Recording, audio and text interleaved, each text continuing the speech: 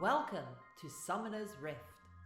Hey Summoners! Welcome everybody, subscribed or otherwise. I'm going to show you my Kindred, lamb in particular, mask sculpt. I am super happy with how this sculpt has come out, and I like to think that it shows my progress in skills.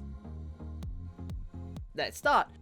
At the start, you can of course see the usual, putting the foundations down, building out the overall shape, and the first basically half of this sculpt is almost entirely me trying to get the basic polygonal shape down. Just trying to make everything look symmetrical, everything to look just perfect, even though the mask has lots of sort of damage, lots of lines and knots and wooden effect in it. I want to make sure I have the exact perfect spot on the 3D model, and of course a cross between the 3D model and the really annoyingly different splash art for Kindred, and just make sure the sculpt aligns equally with both of them.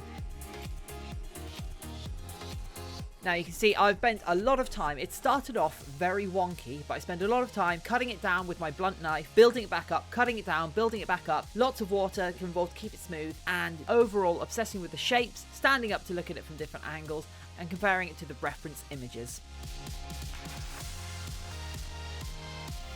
Here you can see me putting little markers in where the human eyes are on the head cast that I have, to make sure that the eyes on the mask, which are actually quite low on the face if you look at Lamb's mask, just to make sure that I and whoever else wears it will actually be able to see out of this mask. As you can see, the eyes kind of drift downwards throughout the length of the sculpt.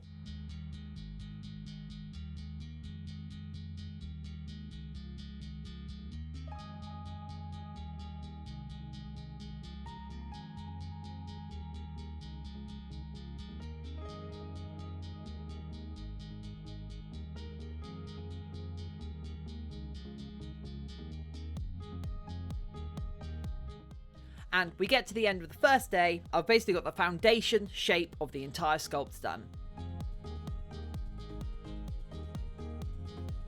Now, come back the next day, having looked at it overnight in some photos. It is always good to take some time between sculpting instances. Look at it in photos, look at it from different angles, let other people look at it and see where it is uneven, doesn't match up. For instance, the top of the forehead of this was quite uneven, and the right cheek of Kindred's lamb's left cheek were both sort of sources of contention. Now that we actually got a nice even layer, I start putting in the details.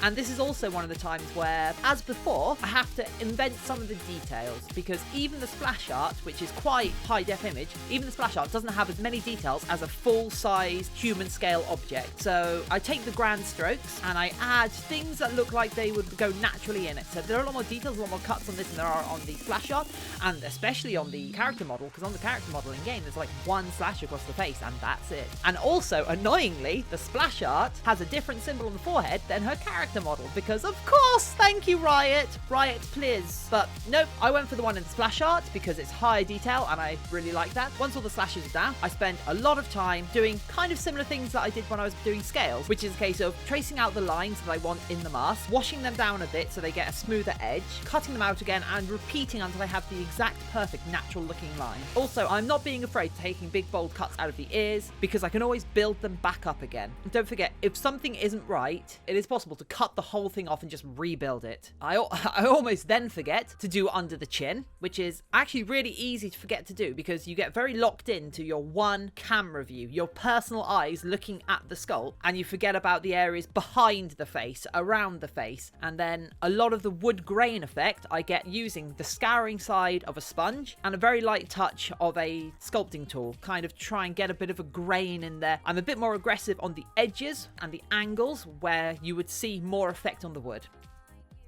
And now we cut to a couple of days later. This is the day before I make the molds, and I've thought about it some more and I've spotted some other issues. Even though I had officially finished the sculpt, I needed to double check that the eyes were the exact right shape and size for the electronics that were going to go in them, and you can see me putting these little paper discs in there to make sure they will fit.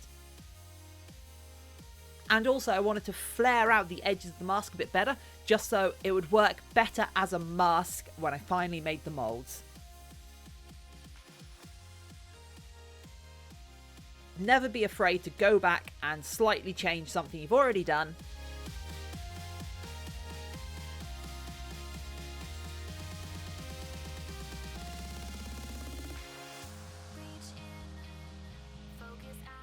And then there's a quick flash of me playing about with the type of electronic lights that are going to go in this from a previous project. And that's the finished sculpt. I hope you're excited to see how this project goes on. And remember, the best way to see how this Kindred costume goes is to subscribe to the channel and like me on Facebook.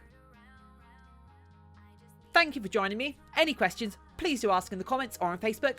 And stay tuned for the channel for the mould making. Coming soon. Bye!